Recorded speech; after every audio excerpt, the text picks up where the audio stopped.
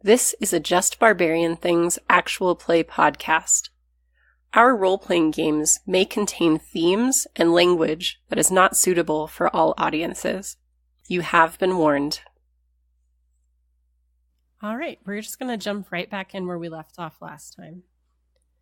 So you have walked away from Eugene Clayton after taking his rifle and kind of evaluating his wound. You don't think he's going to die anytime soon.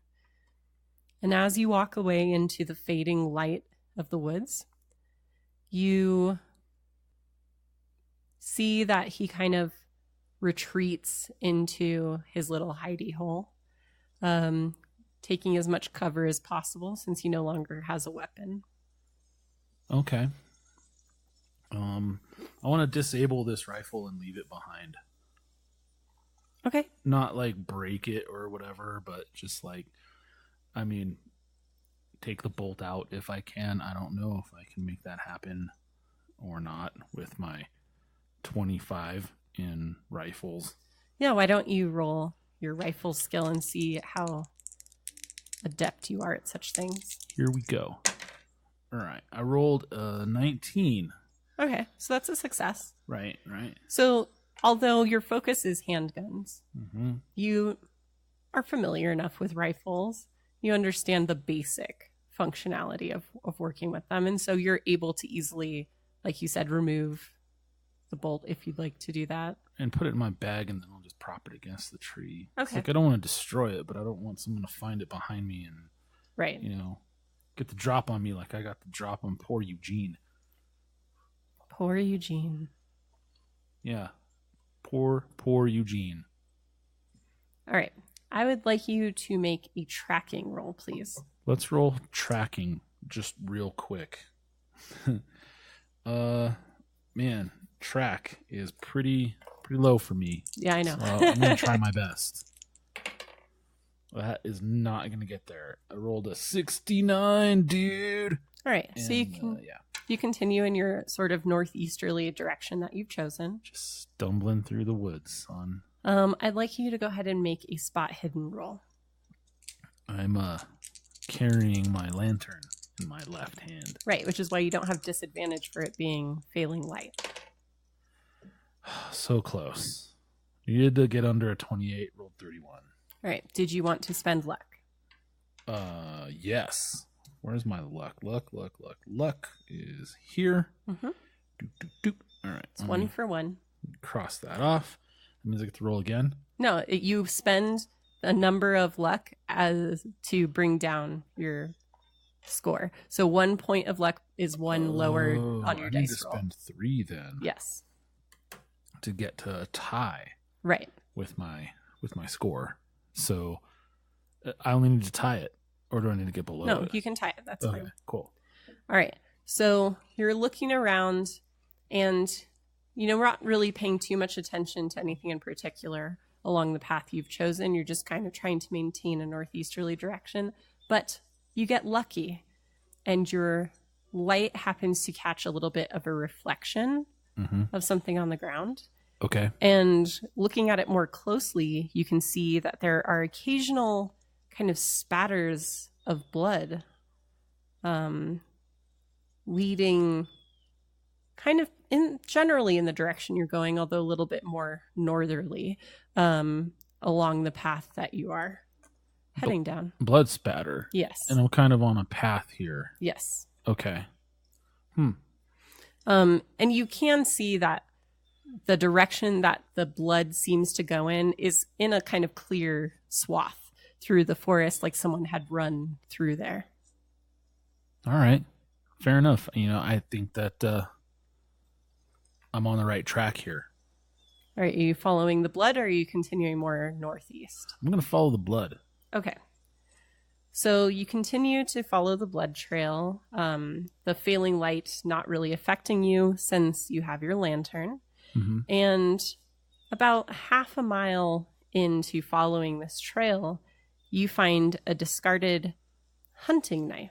I see. On the ground. Okay. It's old and rusty, and it's covered in sticky, not quite dry blood. Wow.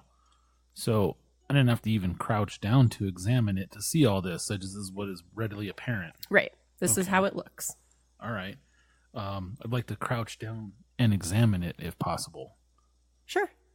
So crouching down and taking a look at it, in form, it looks like that standard sort of hunting Bowie knife shape. Mm-hmm, mm-hmm. Like I said, it looks rusty. I don't know. Do you have any skill that would allow you to identify like more about its design or anything like that? Well, let's see. Where is? Because I have a Bowie knife myself. Yes. But I don't see like anything in here. Fighting brawl, no. History, no. Do you have history? I mean, I have a 5 in history. Okay. So, animal handling, language, pilot. I mean, I have the skill list. I'm just asking if you had a skill you'd want to use to evaluate it more specifically. Well, I was looking for something like, fighting involving a like knife or whatever, but like all I have is brawl in here, and right. I don't know that would necessarily give you insight into knife lore, history, design, all that kind of stuff. You would know, this is the sharp part, this is the pointy bit that goes into the other guy, like that sort of stuff. So I don't really think I would have any relevant skills here, if I'm honest. Okay. Let's say you're just comparing it to the knife that you have. Go ahead and roll spot hidden. Sounds good. Another spot hidden, boys. Here we go. 98. Good God. Okay. Yeah, no, that's that's like damn near a fumble. Yeah. So like I said, besides it looking kind of old and rusty and yet covered in blood, it's pretty much similar to the knife that you have. Okay. Well, I can. I'm gonna go ahead and put it in my satchel, if I may. You may. It's like, no, it's glued to the ground. Take somehow. It with me. It's just heavy. So heavy. To be fair, I had an encounter with a knife recently that like flew around and that I had to like fist fight. There were signs that knife was maybe kind of special, though. Just saying. That's also true. My point is, under the circumstances, especially in the spooky ass woods,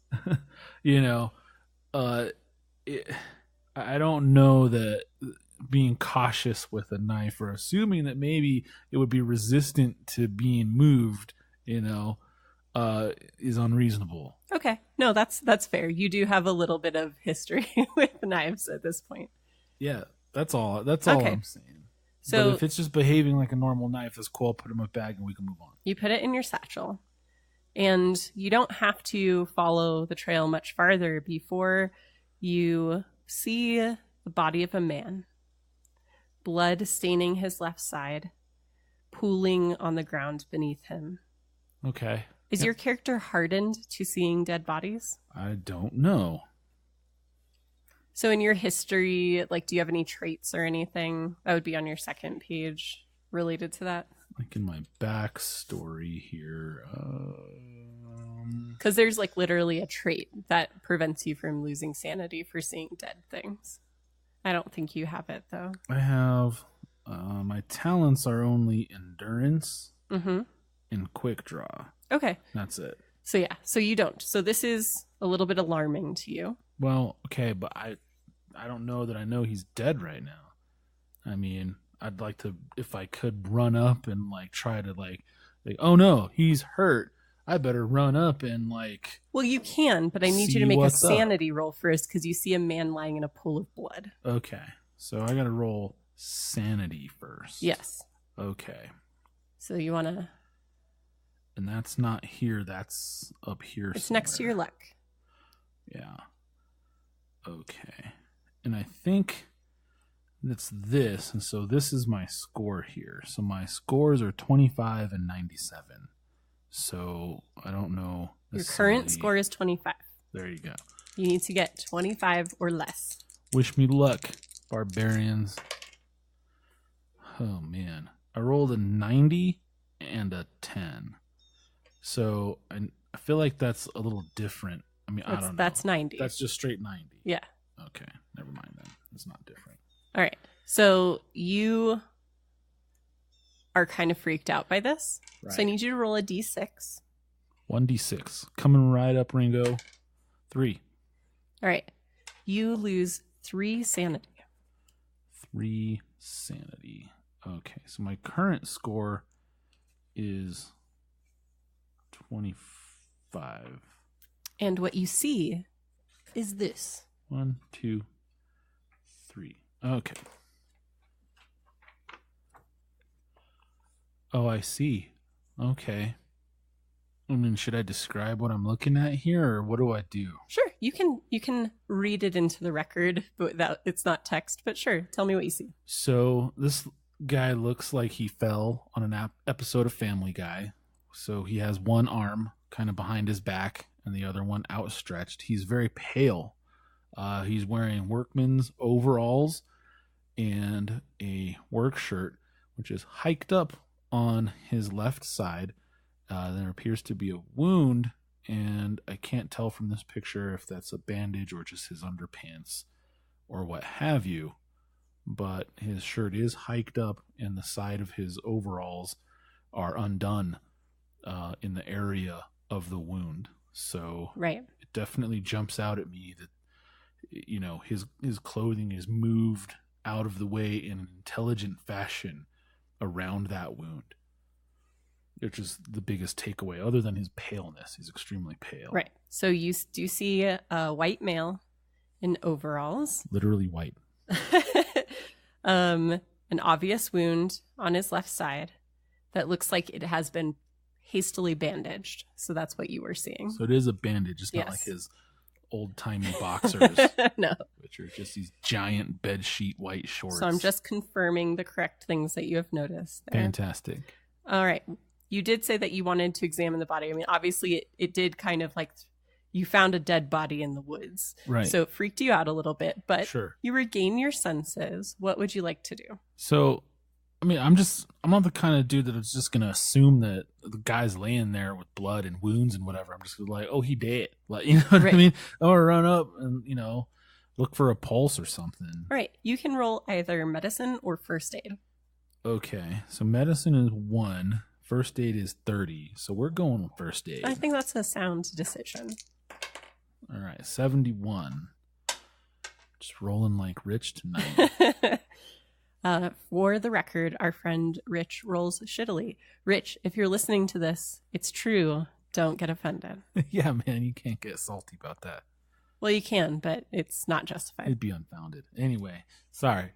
So yeah, I totally flubbed that roll for first aid. So I mean, right. I check for a pulse. You check for a pulse and you don't find one. But I don't find one. So you believe that he is dead, but you can't tell more about maybe how long or exactly any kind of more detail about the cause of his death. So it's fair to say that I check for a pulse. I don't find one. So at this point, I assume he's dead, but I fucked up my first aid roll. What your first aid roll would have given you is more detail. Okay. But he is obviously dead. He's cold to the touch. He's definitely He's pale. Dead. Yeah. It's easy. It's safe to assume that he is dead. Yes. Okay. Cool. So dead guy. All right. Well, okay then. I mean. Now, from here, you have a couple of options. It's starting to get pretty dark. Mm-hmm. You could either, because there is a clear kind of swath through the woods that this guy obviously traversed. You could follow his path.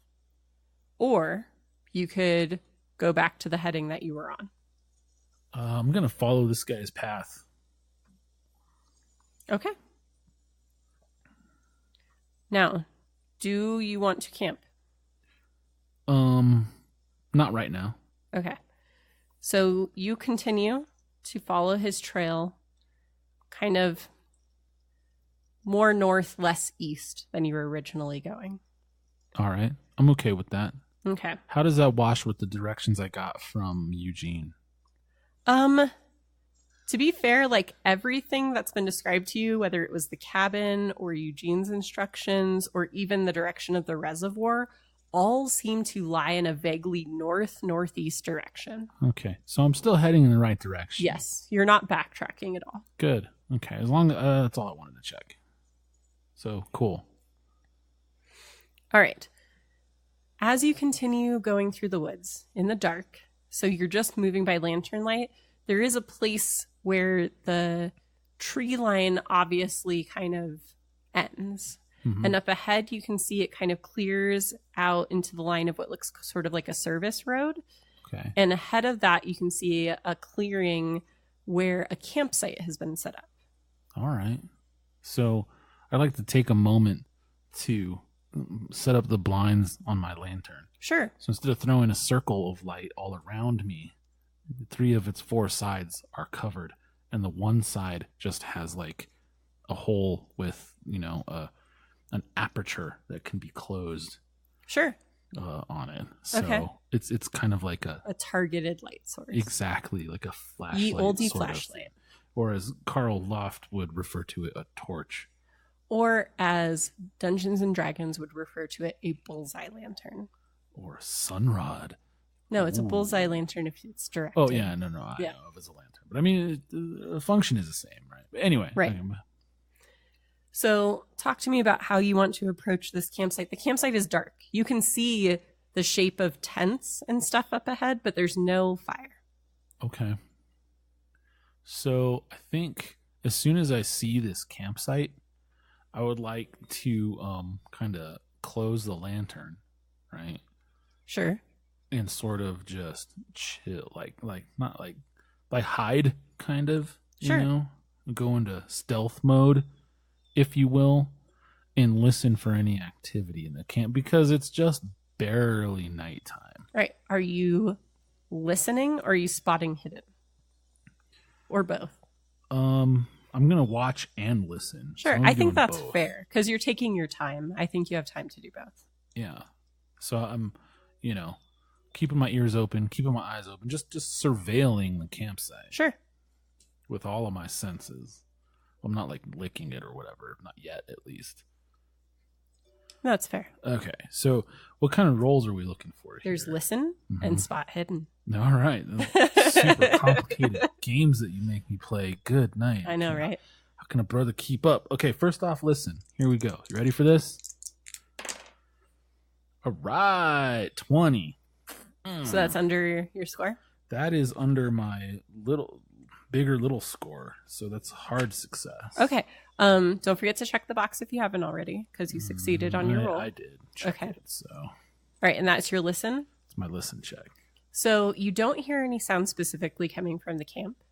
Right. Something you do notice, though, with your hard success is that as you've gone deeper into the woods, instead of hearing more sounds of wildlife, you're actually hearing fewer sounds. Ooh. It's getting quieter the deeper you get into the woods. Ominous and creepy. I like it. I mean, I like it. Carl is kind of mildly. I mean, he's already lost some of his sanity. He's out. kind of freaked out already. Yeah. I mean, can you blame him? Can you blame him, though, kids? He's alone in the dark woods. Right. He's disarmed a crazy guy talking about crazy people in the woods who don't die. Yeah. You found a dead body. I'm a dead guy. And now you are in a dark, silent camp. Right. I mean, it's very spooky. Okay. So next up, spot hidden. We're going to see if I see anything in the camp. It's going to be a lot harder. Here we go. No such luck on that one. All right. Just a normal fail. With there being no campfire in the camp and with your lantern being shuttered as it is, it's hard to really make out any detail in the camp. Okay. You know, that makes sense. So I try. All right. Hi, Sumi. All right. So let's. Is there like moonlight? Like, how can I see here? I don't want to fall in a hole or whatever, but I also If don't want to you turn my lantern on. move if I don't have slowly, to. there's enough light coming through the trees. This time of year, and especially kind of as you move deeper into the woods, you can see that some of the trees are starting to lose their leaves a little bit. It's a little bit autumny. So there's definitely, you don't have such a canopy that it doesn't allow light through at this point. Okay. So moving carefully, you should be fine. All right. So why don't I sneak? I'd like to sneak Sure. into the camp. There is a stealth roll that you can make to see how successful you are at that. Okay. Fudge. 84. So not quite there. So you're trying to move quietly towards this silent, dark camp. Right. But with the lack of light, like moving only by moonlight, you find it difficult to avoid stepping on small twigs that just don't stand out in that kind of, that black and white vision you get when it's low light. And so you're having difficulty discerning the right places to step. And as you move towards the camp, you notice every sound of like leaves and twigs and branches that you move past. But you don't see any reaction to it. Okay. Well, I feel like that's actually, that was a failure in stealth, but it has merit in that it gives me that information. That I basically marshmallow my way through the brush towards this camp. Which is how I play video games. And it provokes no reaction. So, that's information. Yes, that's true. So there's that. All right. So you move towards the camp, and as you get closer and closer, even without your lantern on, you can see that there is the remains of a campfire. It's all ash. It's completely dead. And you can see that the tents that are there, it looks like there were about 4 sleeping tents and 2 larger tents. The poles are broken and the canvas is torn. Okay. I'd like to see if I can determine what did this damage. Like, does it seem to be a wild animal? Does it seem like it was what are we looking at with this? Sure. Do you have a roll that you'd like to make, or do you want it just to be a spot hidden? What seems most relevant to you? Well, I have a decent score in natural world, but I don't know if that counts. Sure. Go ahead and roll, and we can make some determinations about whether it's of creature causes. Yeah, like, because you can, if there's tears, you can look at the tears. Like, are there 4, parallel marks, like claw slashes, marks? Right, or that sort of shit. Yeah. Okay. Jesus, good golly almighty. All right, I rolled a 90. It's very dark. So. And so it's really hard to make out detail.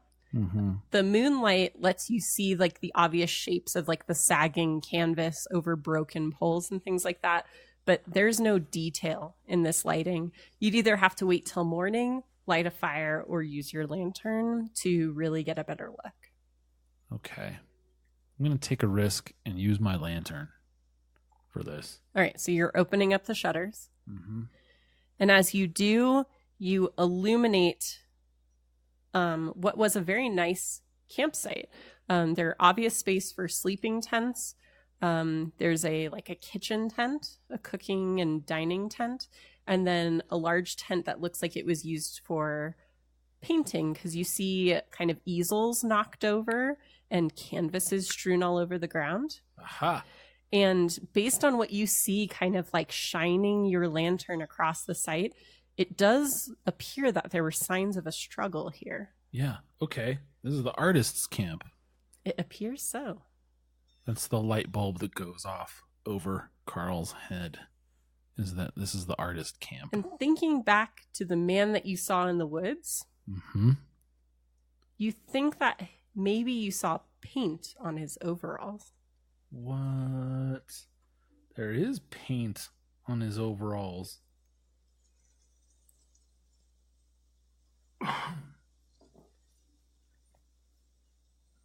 Yeah, there's paint. When I look back at the picture. Now it's a picture in my mind's Right. eye. You're starting to make connections because these things are making sense. The track of the body in the overalls with the stains of paint on them lead you back to what appears to be the artist camp that the hunter told you about. I see. Well, I mean, okay. So here I am at the artist camp, and it looks like they met with a pretty grisly end. However, I'm noticing a distinct lack of bodies.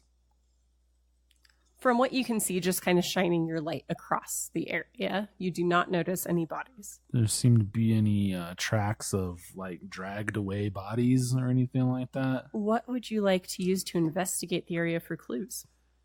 Well, I mean, I could do spot hidden, but it doesn't seem like that would necessarily be hidden. Well, spot hidden is really noticing something that's not obvious at first glance. Gotcha. So it's not necessarily actively hidden. It's just more of a spot check. Right, exactly. I just couldn't call it spot because of copyright shit. Okay, fair enough. So well, let's try that. Sure. Oh, shit. That doesn't count. I just dropped it. Jack dice. All right. 74. So not going to get there. Your hand is trembling, holding the lantern. You can barely focus your light on what you need to look for. And the events of the day and the night are starting to really wear on you. Okay. You think that maybe you should either wait for morning or light a fire to be able to see better. Okay. Does there seem to be a fire pit or a fire circle? Or fire something? Like I said, there was the remains of a campfire. Mm-hmm. So they had set it up with stones around it and cleared all of the grass and brush from the area. But what was in the pit has gone cold. It's mostly ash. I see. Yeah, so that's what I'd like to check out is how cold is it? How old does this fire seem to be? Okay. So going back to the campfire area, you can see it doesn't look like the fire was doused in any way. It looks like it was allowed to burn out. From the size of the ash pile and everything, it doesn't look like there were a lot of logs on it. But I would say you could make either a survival or a natural world roll to determine how far gone that fire is. Well, natural world's higher, but I think this is more survival. So even though that's a lower score, I think I should roll that in all fairness. That's fine. So this is going to be a GD miracle, kids. Yeah, that's not going anywhere. Another 69. Man. You love that number. That's twice in one night. What are the chances? Okay, so, I don't know shit about this fire, apparently, other than it's mostly ash. And it's probably not, burning me. Right. You do notice, even with that roll, it's not even warm. You put your hand over the pile, and there's no warmth left in it. So it's a cold campfire. Okay. I mean, camping myself in the derelict campsite seems a little foolhardy, but that being said, I didn't notice any evidence of struggle. You did notice signs that there was probably some sort of struggle that led to the breaking and knocking of things. Mm-hmm. You certainly could look around the camp somewhere, investigate the tents and things like that to see if you notice anything else. But you didn't notice signs of bodies being dragged as you tried to use your lantern to light the ground. Okay. Well, yeah, screw it. Let's go ahead and gather up some firewood and light this fire and investigate this campsite more thoroughly. I'm going to have you roll survival again just to see how quickly you're able to do that. And this is going to go poorly. Welcome to the shit show. Yeah. I rolled 100 and an 8. So is that 18 or is that 108 or what's going on with that? That's an 8. Okay, cool. So I actually rolled really well that time. You rolled well. Did you roll under your score? I did, because my score is 10 for survival. Check your survival. So you can probably increase that after the session. Check your survival privilege. Okay. All right. So finally, you're almost focused. Like gathering firewood is a way for you to forget about what you've seen and kind of the trials that you've gone through today. And so it's just something you can really focus on. By light of the moon and lantern, you're finding dry twigs and branches to put onto this campfire. You're starting it up with the supplies that you have, and you get a decent fire going. And that fire is actually really soothing to your poor broken mind. I'd like you to go ahead and roll 1d6, please. 1d6, 4. As humanity has for eras before you ever existed, fire is a comfort in the darkness.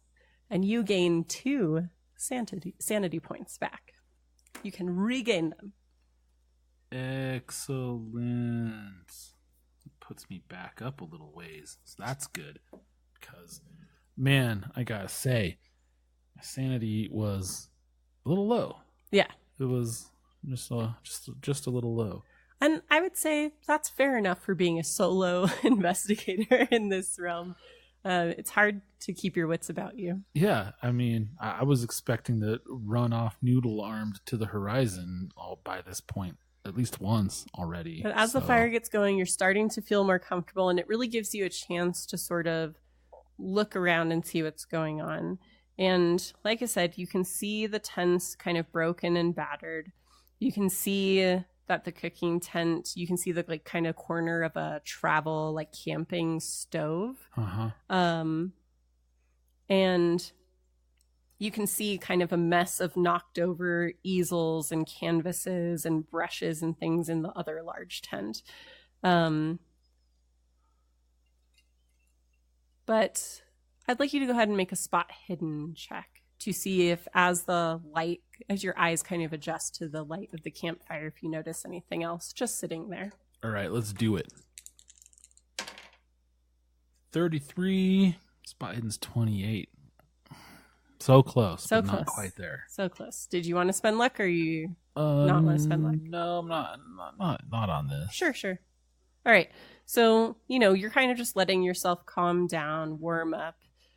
Do you want to rest? Do you want to investigate? What would you like to do? I'd like to investigate with the added light of the fire. Look inside the tents, maybe, that sort of thing. Maybe be a little more thorough in my investigation. Sure.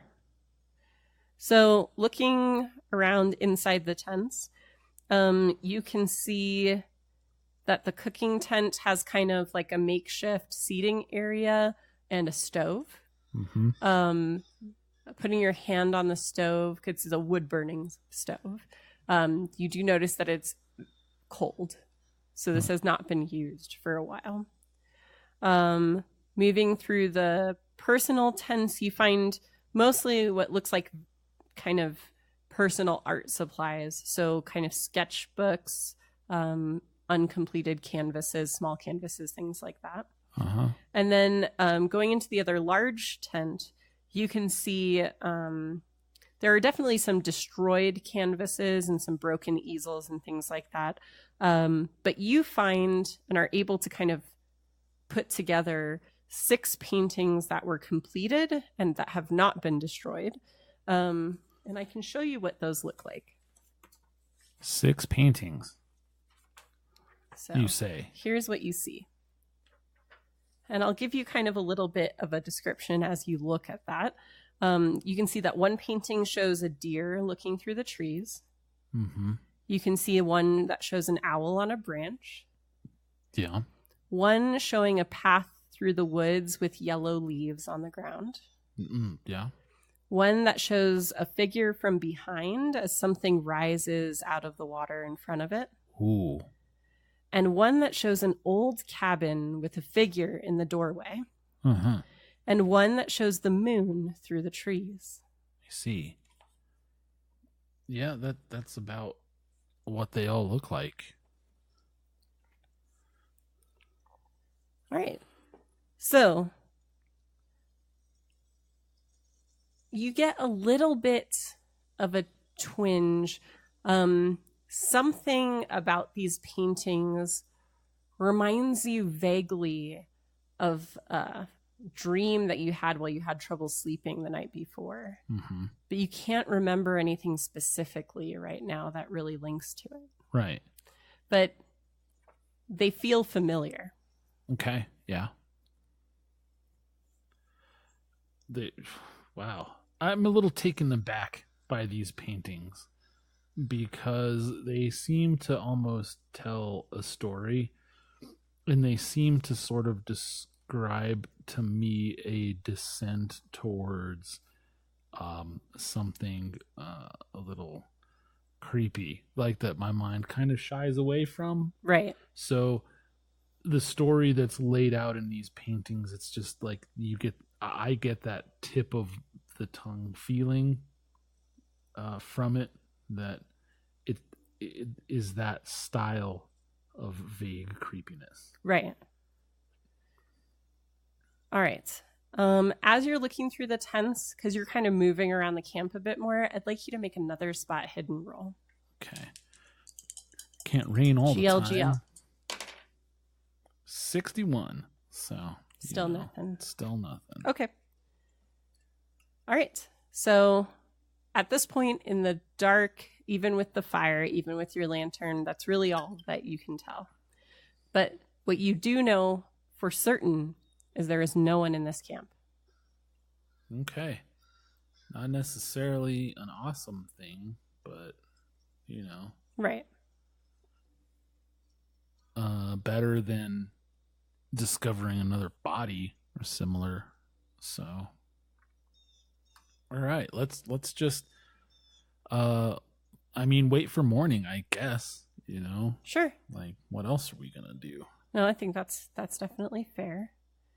All right, so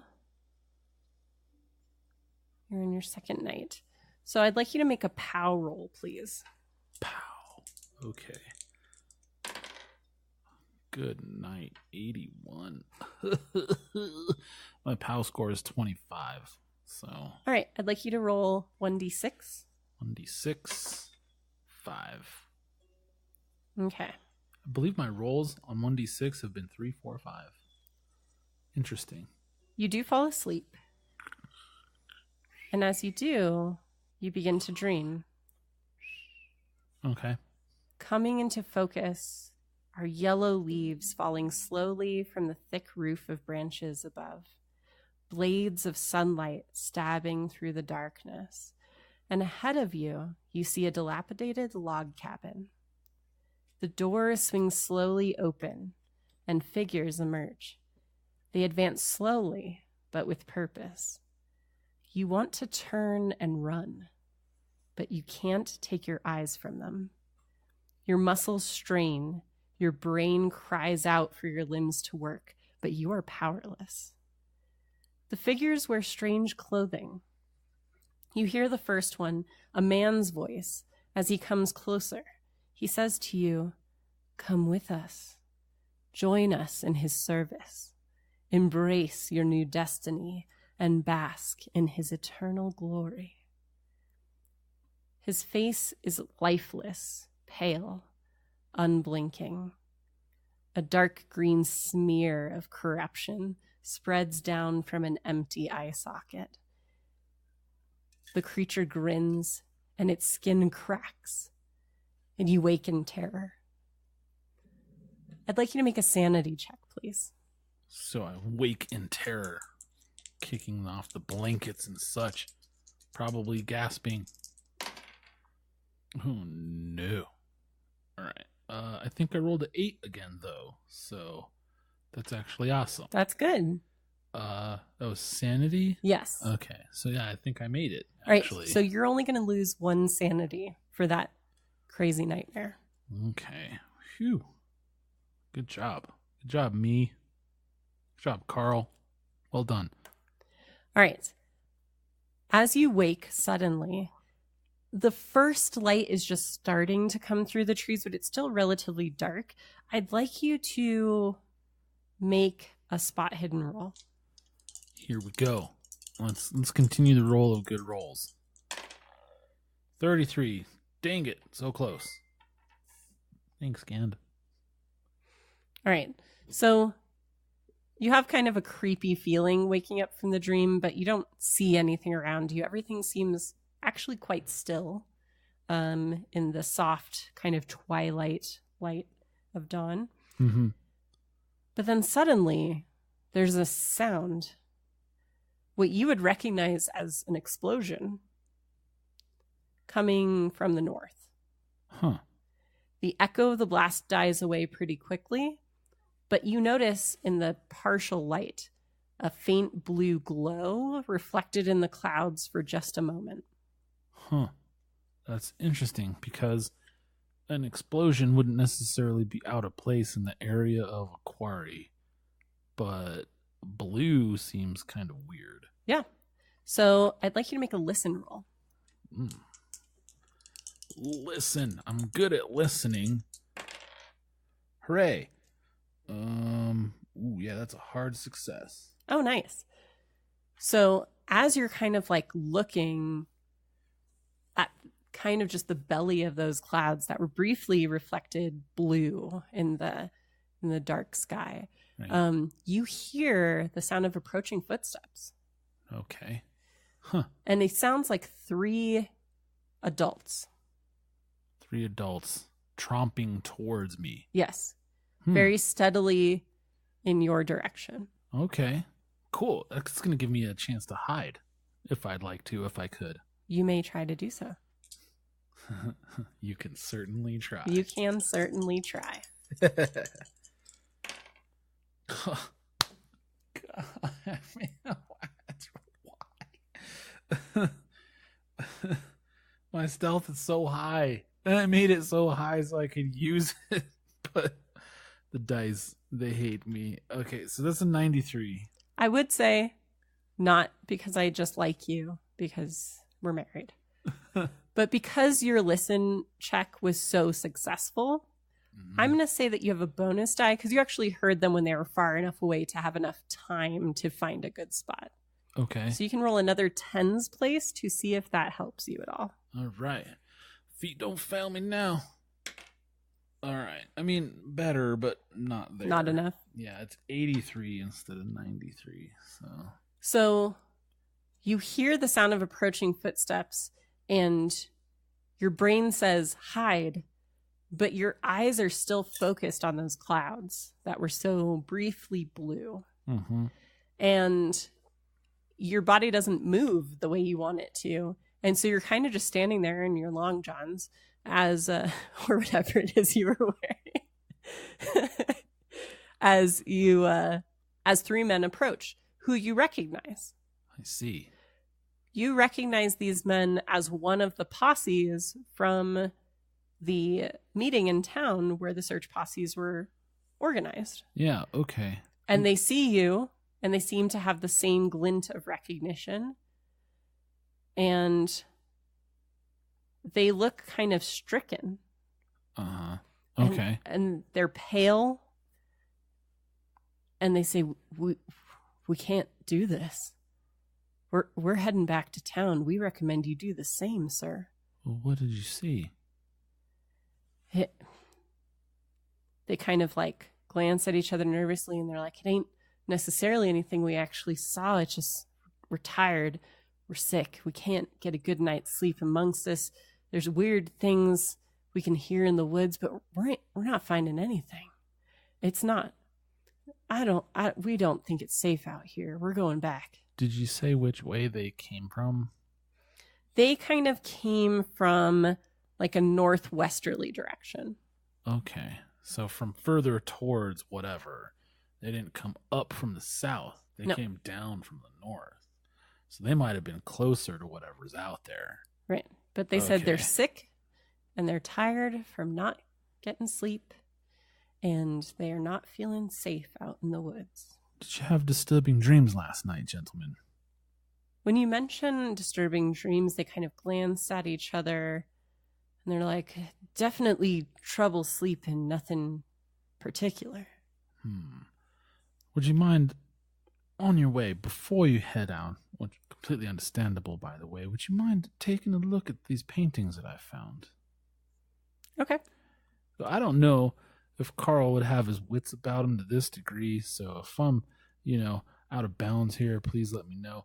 But I feel like, he did great on his sanity roll for his dream. That's so true. He can kind of remember lucidly enough that disturbing dream and draw, a line between that dot and the paintings. It is hard to say at this point, since you have already seen the painting, if your dream was caused by the painting or if the dream was not related to the painting.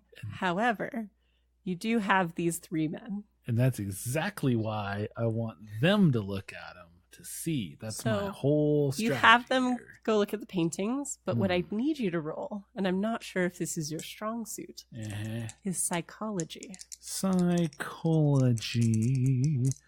Let's see. Psychology is not a strong suit. But, stranger rolls have happened.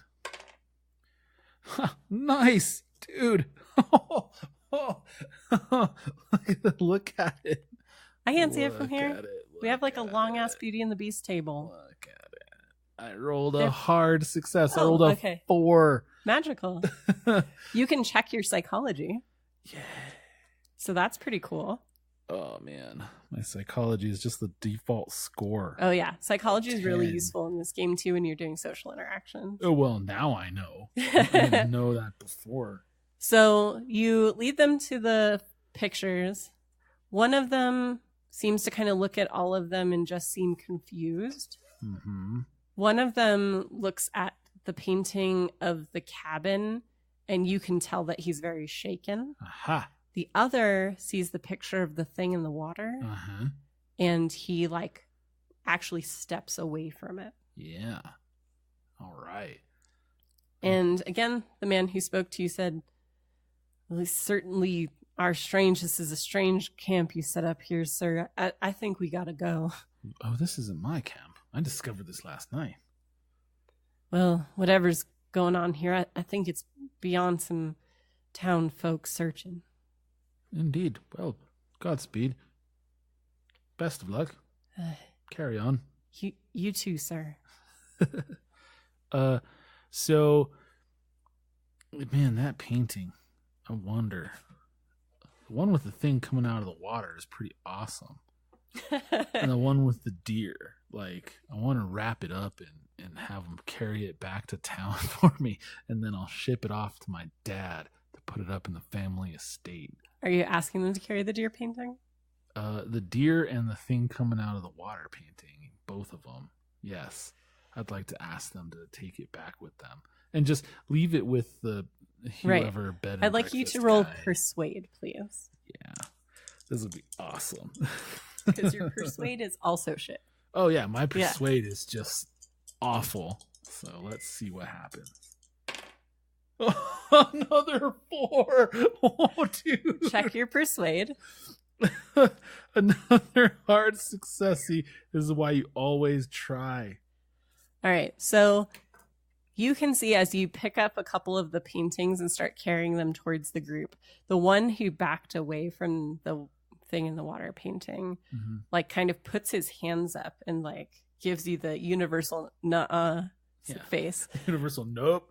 But as you explain in your very charming accent that you just like these things preserved, and that you could certainly pay them for currying them, and that they just need to be taken back to your hotel where you'd make sure that they were taken care of. But it would be senseless to lose such works of art. It belongs in a museum. It belongs in a museum.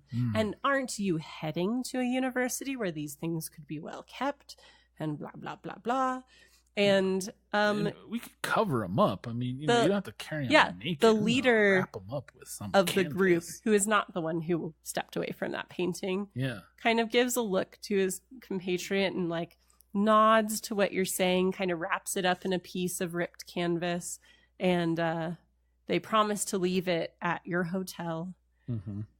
But his face says he doubts you will return to it. Okay, well, he can doubt all he wants, and he might be right, actually. What year is it again? I don't remember. 1920 something. Yeah, we decided it was 1920 something. I don't remember what we decided, honestly. Okay. So let's see here. All right. See, so according to dollartimes.com, $5 in 1925 had the same buying power as $71 today. Right. So I feel like I could give like Dude Face like $1 and he would be like, oh wow, well dang, yeah, what a fine ball of wax is. $14.25 for Right. $1. So let's see. As you're talking about how they could certainly be paid as couriers, you flash cash. $3. So there's 3 guys? Mm-hmm. Okay. So if I give them $6 to divvy up amongst themselves, Right, however they see fit, that's a total of $85.50 equivalent for right. $6. And you explain, like, I understand this is a token gesture, but you're heading back to town anyway. I'm simply asking you to carry this with you. And leave it with Dude Face. It seems like a good deal. And so they, kind of begrudgingly accept the payment, but promise to leave the paintings at the front desk of your hotel for you. Yeah. Leave them with the proprietor of my hotel under my name. It's yes. Like, hey, these belong to Carl Loft. He wanted us to drop this off for him. Like, and they agree to do so because you somehow made a persuade roll. I mean, that was phenomenal. It's still on the table right here. We should take a picture of it. I mean, that was pretty crazy. Let's see here in the second 4 roll here. There we go. That'll make a nice memento. All right. So as the light begins to come up, go ahead and make a spot hidden roll as they leave your camp. Here we go. Now, I have a feeling this one's going to be complete shit. I mean, not complete. It's 79, so... But still not high enough. Yeah, not good. Okay. I mean, yeah. So taking a look around the camp one last time, there's nothing else here. I mean, the camp has been either abandoned or whatever it is, but either way, it's empty and you think you've seen all you can see. Okay, well, time to move on, I think. Okay. And for the record, I wouldn't be in my long johns, I would have maybe taken off my boots and still be, just wearing my heavy, wool socks. Yeah, I figured you wouldn't be caught unprepared. Maybe with everything that had happened. Coat, but I'm still armed, right, and everything, and clothed and stuff. So there's that. Okay, so are you going on a path more towards where the blue light was, or more towards the northeasterly direction where you heard the cabin was? I really think that cabin gives me a better chance of finding the girl that I'm out here looking for. Okay. I don't think the blue light and the explosion necessarily relates to that, especially because we're near a quarry. Also, I think we need to pause because I have to pee. Okay, let's pause. So, pause. And we're back. So I actually want to correct something. You actually have 3 options of where to go, and I just want to be clear on that. To the north and slightly east is the blue glow in the clouds. All right. To the more east, north mostly east, you have the cabin you heard about from the people in town. Oh.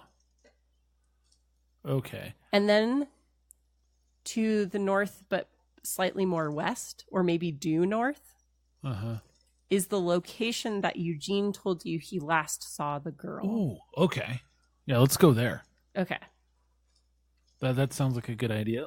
So, to keep my eye on the prize. I understand.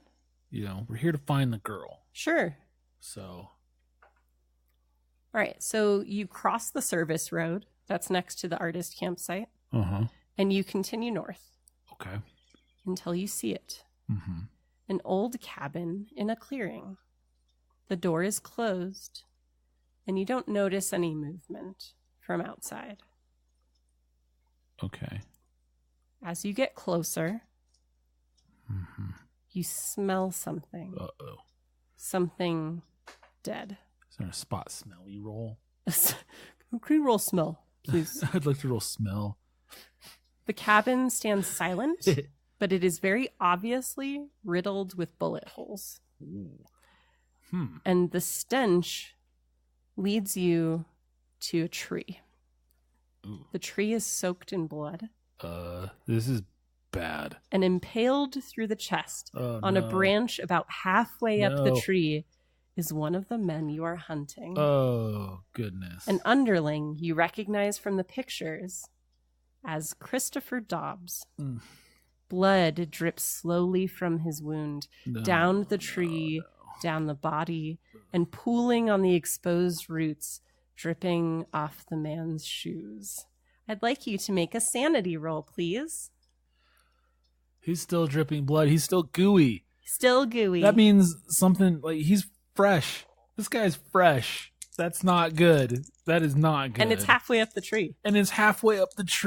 Like, oh, goodness. I don't know if I have a picture of this one. I don't think I do. Oh, no. Sorry, no picture. Oh, no. Yeah, no. My sanity roll. I rolled 89, so it's not a fumble at least. But yeah. Roll 1d4, please. There's no way that I'm just going to look at this and be like, this is okay. Yeah, that's cool.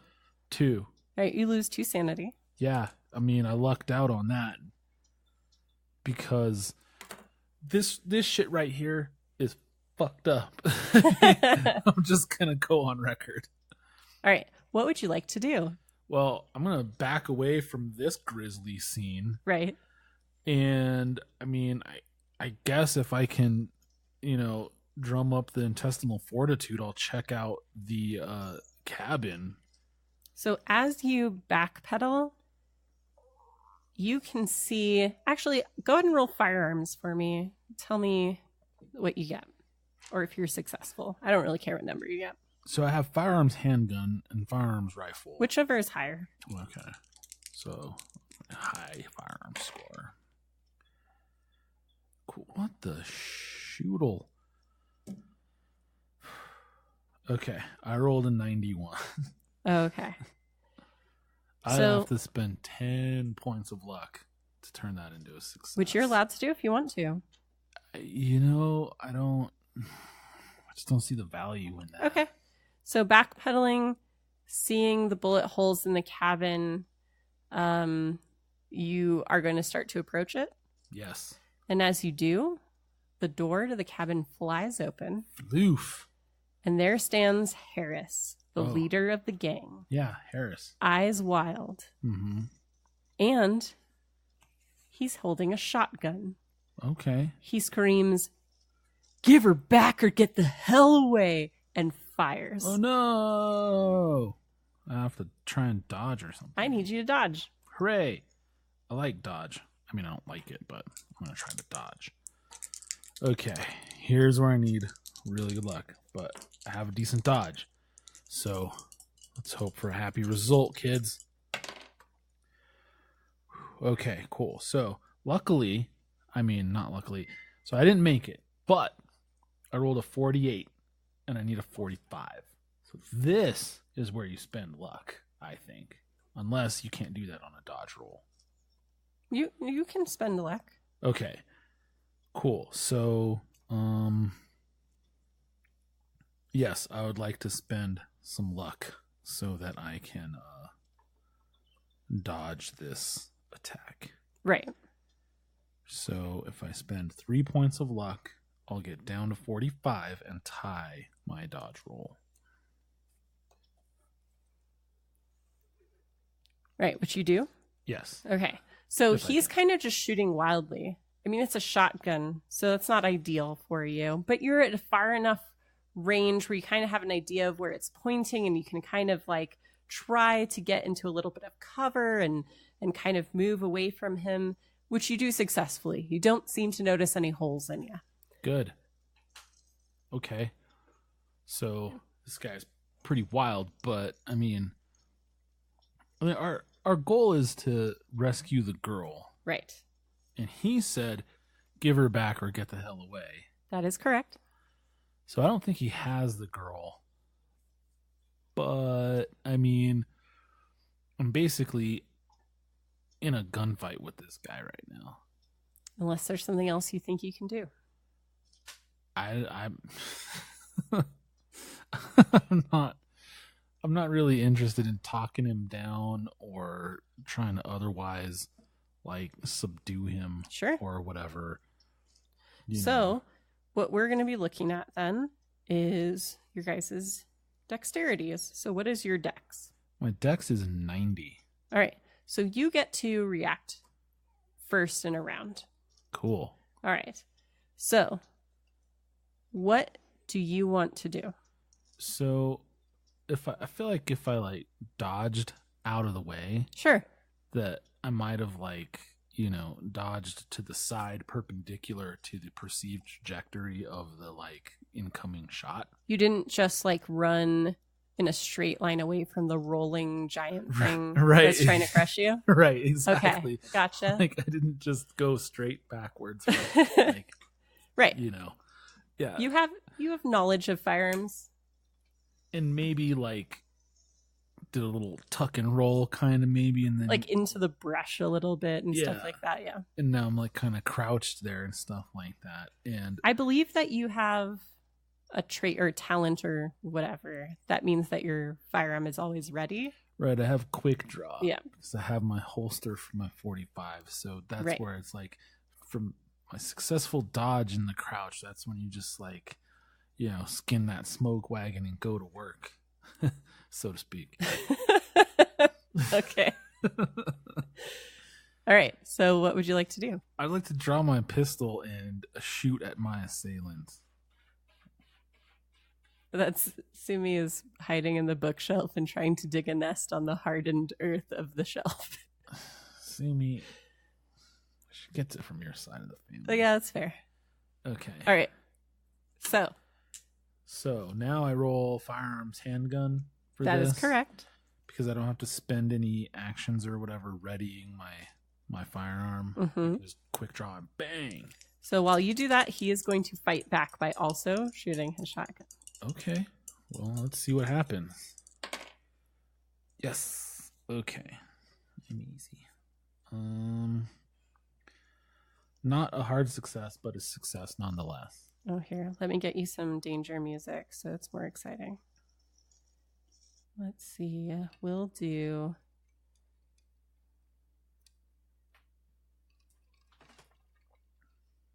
this one. If it's... Oh, it's... Yeah, it's very 1920s. I like Little it. psycho music. Yeah, I was expecting Pirates of the Gulf of Mexico, but, this is good. Oh, would you prefer this one? But no, the other one was way better. Okay. I got all sorts of stuff. That's good. All right. So you have fired your pistol, your handgun. Yes. Sorry. I mean, it's a pistol. You're correct. Okay.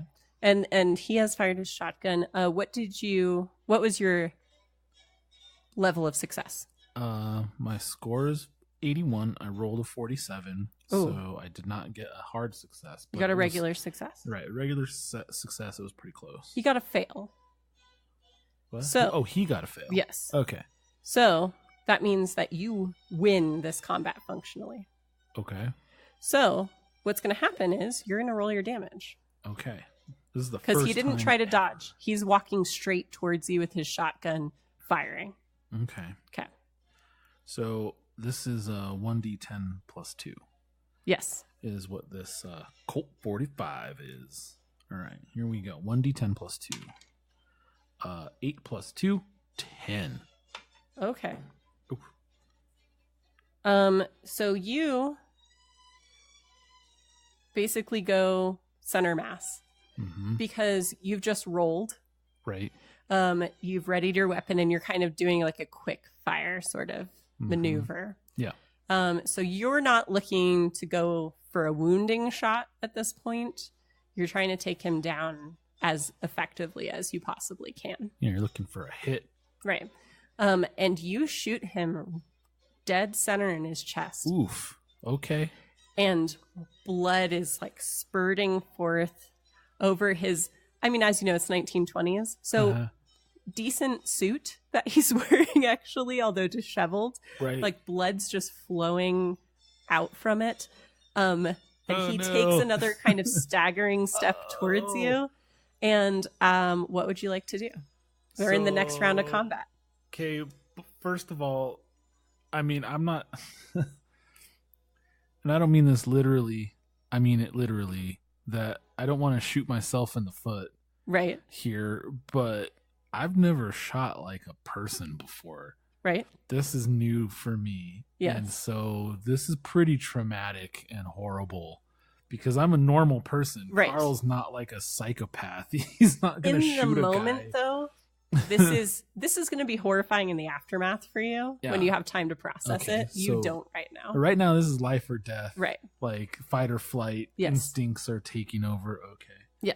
So I don't have to worry about that right now. No. All right. But well, if he's still coming towards me. I mean, he's obviously super injured, but he's still trying to come at you at this point. And, like they say you get like tunnel vision when you have that threat, like all you see, maybe is the dude's like face and torso and like, maybe the gun in the periphery, his shotgun that he has. Okay, cool. So I have no choice really but to shoot him again. Right. So, but and he's going to try to take another shot at you. Here's a little shotgun blast for your listening pleasure. Just a little one. Nice. All right. So here we go again with second round. For aficionados out there, that was a Mossberg 590. Oh, very nice. Okay. So, oh no. I rolled a 10 and a 7. So that seems like it's pretty bad. Like, is that 107 or is that 17? So you rolled a what? A double lot? No, a 10. And a 7. And a 7. So that's 17? 17. Okay, so it's actually really good. Yeah, you always think your rolls are bad when they're good. To be fair, I'm hedging my bets by assuming they're bad. Right. I mean, let's be Did real. you check your firearms already? Yes. Okay, good. All right. So once again, he, like, especially in his weakened state, like, he can barely pull the trigger of the shotgun. So here's the thing. Yes. That's a 17. Yes. My extreme success is 16. Yes. So if I spend a luck, I mean... You could... Yes. You could, if you wanted to spend the luck, do an impale. Okay.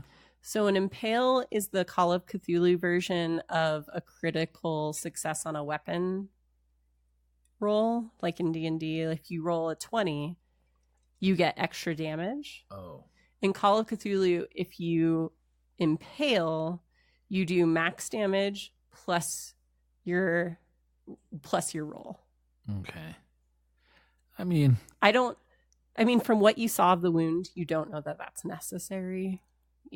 He's very wounded at this point. It is possible for you not to take him down, but it's not likely.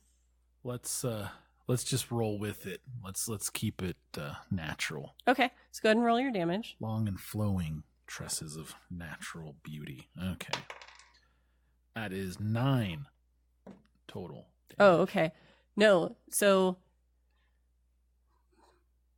you flash back for a moment to your experience in the cellar, in the basement of the Corbett house, with the creature that keeps coming towards you, even though the like ragged meat of his chest cavity like is open to you. Oh no. And you remember in the basement, like you just raised your pistol slightly higher and shot him in the head. Right.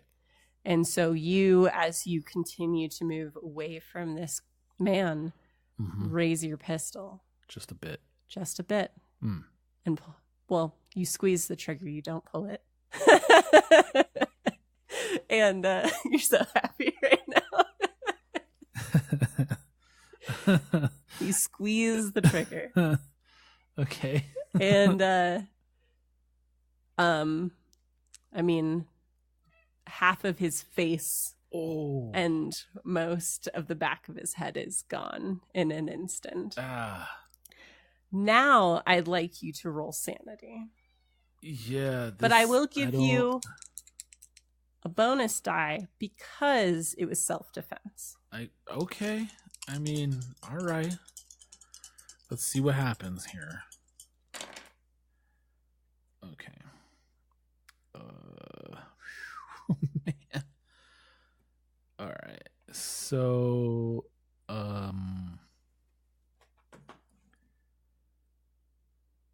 the bonus die at least saved me from a fumble. Okay. But I still failed. Okay, you lose 1 sanity. Which I think is understandable. Yeah.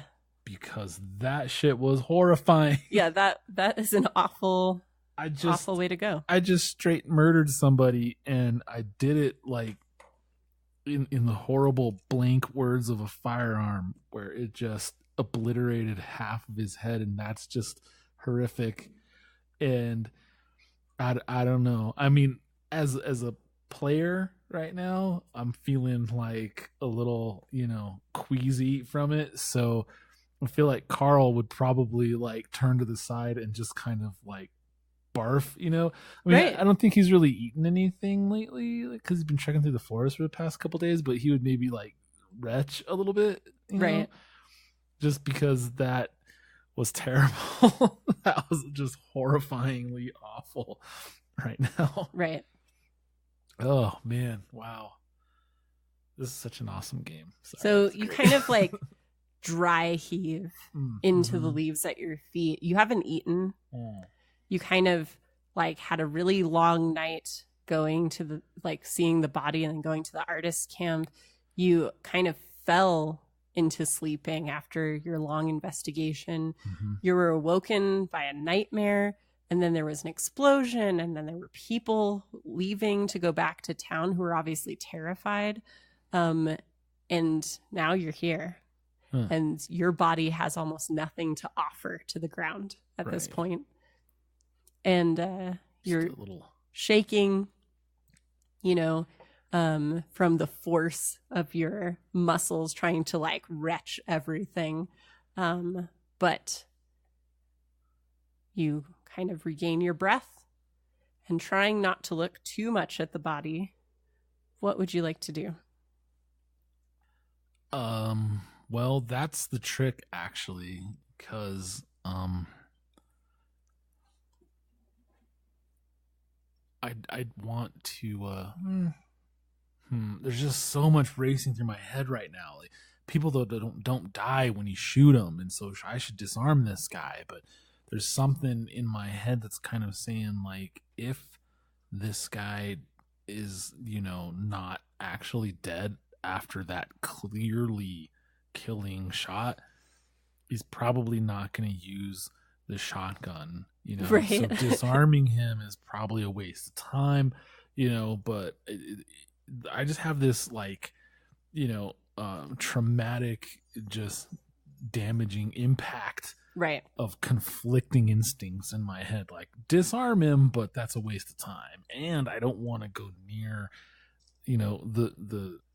the fruits of my labor. Sure. Because it's horrible. Yeah. So I think what I'm going to end up doing is skirting the body and checking out the cabin. Sure. So you head towards the cabin. Okay. The door's open. Yeah, I mean, unless it, slammed into the wall and shut. So looking around inside, shafts of light coming through the various bullet holes in the walls. You can see that it's pretty bare. There is not really actually a lot in here except for, a kind of dusty mattress in one corner, which next with a chair next to it. Okay. It looks like perhaps this is where a captive was held at one point. I see. But there's no one else in the cabin. I'd like you to make a spot hidden or a firearms. Either is fine. Is it all one? It's one room. One room? It's a one-room cabin. Okay. I'm going to go for firearms to see what sort of stuff was discharged in here if I can. Okay. That's a 46. So that's well under my handgun, but well above my rifle / shotgun. Okay. So looking carefully at the holes, at the shafts of light coming through, since there isn't a lot to look at inside the cabin, there's like a small stove to warm it and things like that.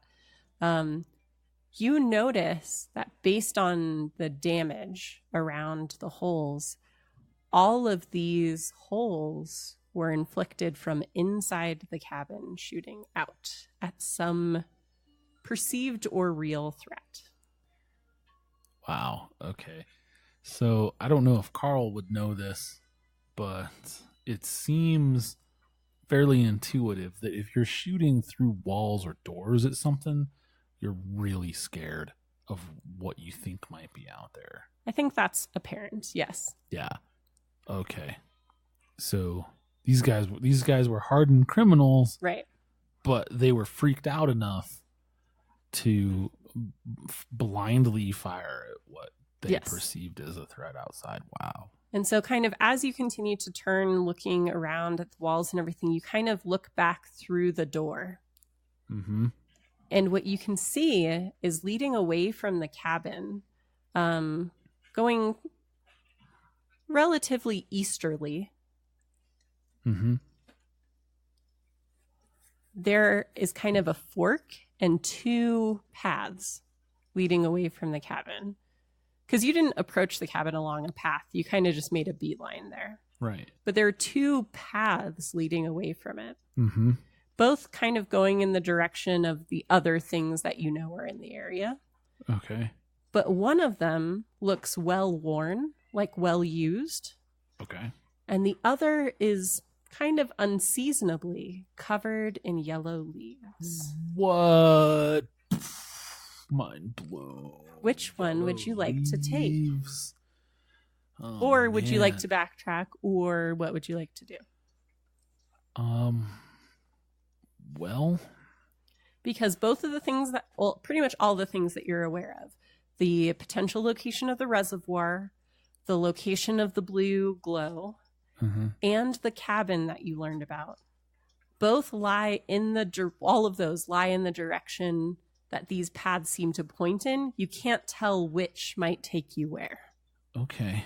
Yeah, I'm gonna think about it while I try to steel myself to retrieve the shotgun. Okay. So, clutching you have a locket? I have a pocket watch. A pocket watch. And a crucifix.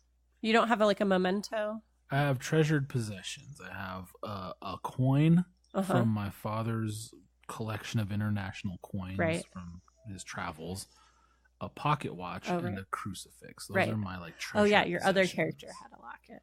Yeah. Right. Okay. So clutching your coin, because it's not that you necessarily always got along with your father, but he is a very he's a strong persona to you. Yeah, we're on the outs Yeah. right now, but I still, love him. He's my dad. I mean, So kind of clutching that in your pocket, and kind of not averting your gaze so much, but where you let your vision kind of go out of focus a little bit so that you don't see the detail. You grab for the gun. Right. And you take it. There's no spooky hand that comes up and grab it. None of that happens. Waiting for that to I know happen. you are. So you have a rifle strapped to your back. Oh no, you left it. Yeah. So you don't have the rifle. So now you have a shotgun. Right. And you have a pistol. Mm-hmm. Okay. And you have a hunting knife. Yeah. You're just full of weapons. Right. I mean, I'd like to see if you're like a British Rambo. if there's more shells for the shotgun. Because he fired 3 times. Yes. So, it might be running a little low on ammo. That is true. So let me get you some details about the weapon that you picked up. Mm-hmm. Let's see here. If I can. See what I got. Do I have details on what it is? Oh, it's just a generic shotgun in here. Okay, that's fine. So can we pause for a second? Yes. And I'll grab that info. All right, so got your stats for you, so we're going to go ahead and write them down. Sounds good. All right, so it is a 12-gauge shotgun, pump action. All right. It uses firearm shotgun as your skill, so if you need to note that, but it should be fairly obvious. Got it. All right, damage is going to be a little bit different because it depends on your distance. Ah, I see. So you have 3 different damage rolls, Ooh, which I know is hard. They're all D6s, though. Okay. So it might be easier to write it this way. It's 4 /2 /1 D6. That does make sense. Okay. Thank you. And then the range? Is there a plus or anything? D6 plus whatever? Nope. Or no? Okay. Nope. Okay. And then the range is 10 /20 /50. 10, 20, 50. And that's yards. So if you're at 10 yards, which is close range, you do 4d6, etc. Okay, that makes sense. All right. 1 use per round. And it holds 5 shots. Right. Okay. Okay. And it malfunctions on 100. Nice. Okay. Sounds good. So I would like you to make a luck roll to see if kind of blindly rifling through pockets, you find additional shells.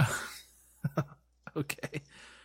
And the way luck works, like you don't have a luck score. You do. You've been spending points because you have a current score. Right. So you have to roll under your current score. Yes. Well, meet or under. So it's not like your max luck that you have to roll under. It's your current luck.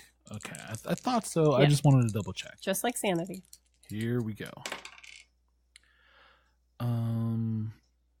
Yeah, so that's pretty awesome. I rolled a 7. Okay. And that's way under my current score of 58. Roll 1d6. Come on, baby. 6! Hooray. You reach your hand into Harris's suit jacket pocket. And immediately you have that familiar kind of like clank and feel of those cylinders, those shotgun shells that are going to go in there. And so you grab out a handful of 6 additional shells for the shotgun. And put them in my pocket. Fair enough. My hip pocket. Okay. Cool. So he took 3 shots, so that means there's 2 left in the gun, plus you have 6 shells in your pocket. Let's go ahead and reload it. Okay. Back up to 5. 5. Okay. Leaving 3 in my pocket. 5 in the shotgun. Sounds good. Be sure to note that so you know what you're dealing with. All right. Cool. So as you're doing that, you have some time to not look at the impaled body or the one that you exploded, and look at kind of the 3 paths, right? The 2 that you see there, the used path and the yellow leaves path, and then the way that you came back towards the artist camp. Away from all this mess. Okay. Where would you like to go? 3 different paths. I've got a choice to make. Diverges in the wood. There is a road more traveled and a path covered in unseasonably fallen yellow leaves. Wow, which way to go? Okay, so we're at 123. I know, I want you to choose. Okay, you want me to choose? I just wondered if we wanted to end on a cliffhanger or not. Well, we will. Oh. Trust me. Okay. Okay, I do trust you. But just so you know. Okay. I feel this irresistible urge drawing me towards the path with the yellow leaves. Because of the painting and my dream and just everything else. Right. Anything else, any other thoughts that I might have about different ways to go and what have you are just crowded out by this urge that I feel to take the yellow leaves path. Okay. So your body starts moving in that direction. almost unbidden. And you begin to walk, to tread upon the yellow leaves. And as you do, they make almost no sound underneath your feet. Ooh. They kind of cushion your footfalls. Oh, well, that's okay. Yeah. And you continue to walk for a short distance, and you come upon another clearing where another older cabin resides. And the trail goes beyond the cabin as well, but you halt in your tracks because you immediately recognize this place. This is the cabin from your dream. No. Where you were bidden to join them. I thought the cabin was already... Oh, no.